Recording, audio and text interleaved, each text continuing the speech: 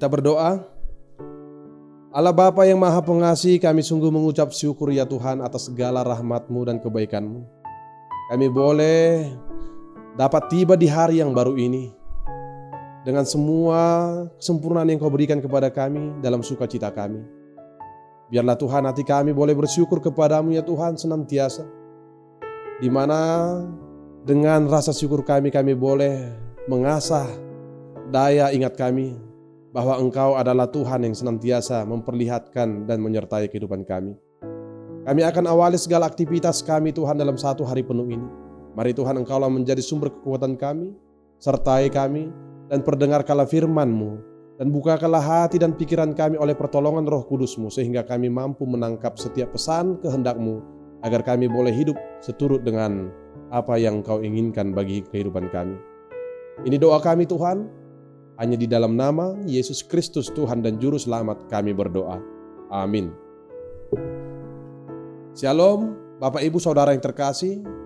Firman Tuhan yang akan menyapa kita pada hari ini diambil dari kitab Lukas pasal yang ke-21 ayat yang ketiga sampai dengan ayat yang keempat.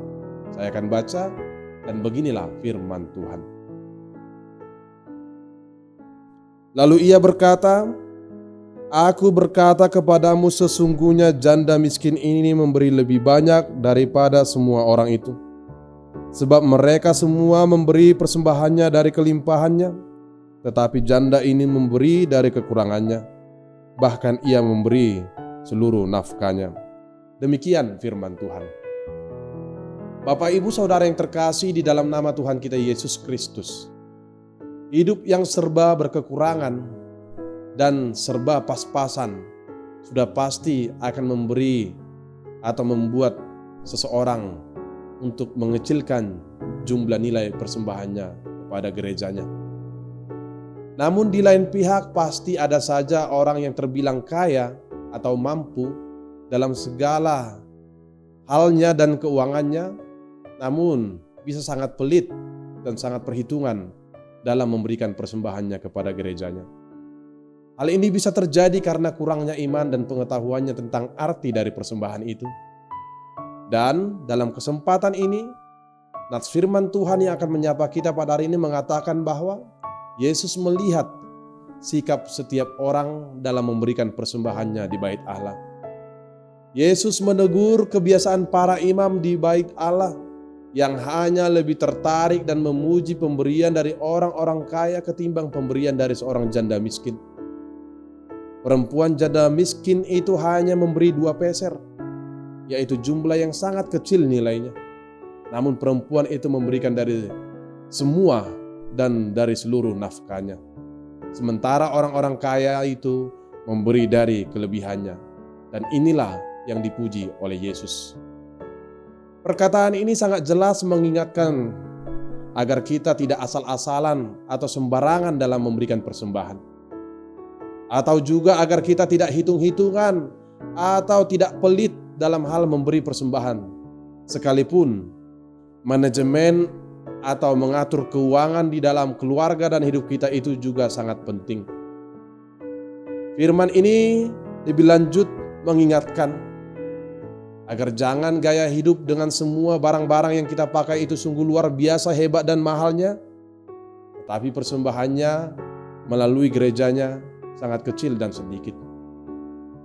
Perempuan janda miskin dalam nats ini dikatakan memberikan persembahannya dari iman dan ketulusannya sebagai bukti ketaatannya dan pengorbanannya serta kasihnya kepada Allah, sekalipun keadaannya sangat memprihatinkan. Perempuan janda miskin ini juga tidak memperjualbelikan keadaan dan kemiskinannya agar dapat dikasihani oleh orang lain, tidak sama sekali.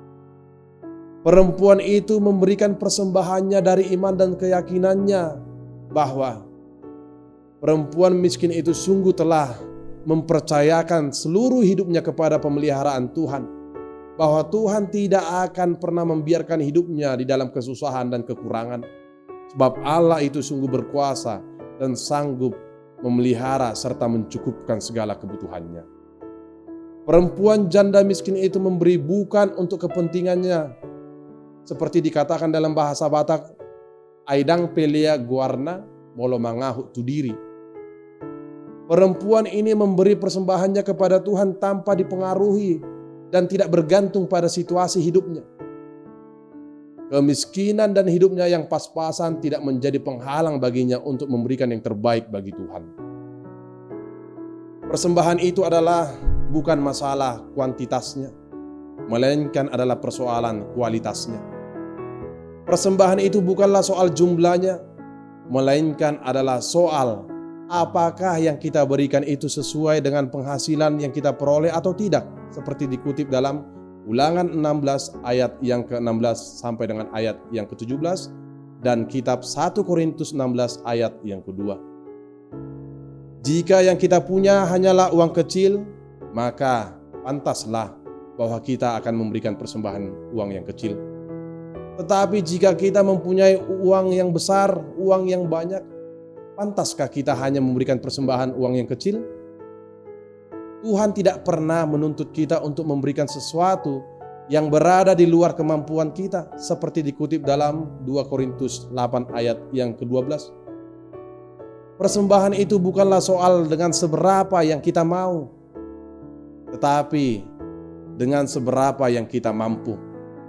Bukan dengan seberapa yang kita suka, tetapi dengan seberapa berkat yang kita rasa. Bukan juga hanya soal uangnya, tetapi persoalannya adalah apabila kita tidak lagi merasa apa yang ada pada kita itu adalah sebagai berkat dari Allah. Seperti Tuhan memberkati hidup kita secara teratur, dengan teratur pula hendaknya kita menyatakan syukur kepada Tuhan.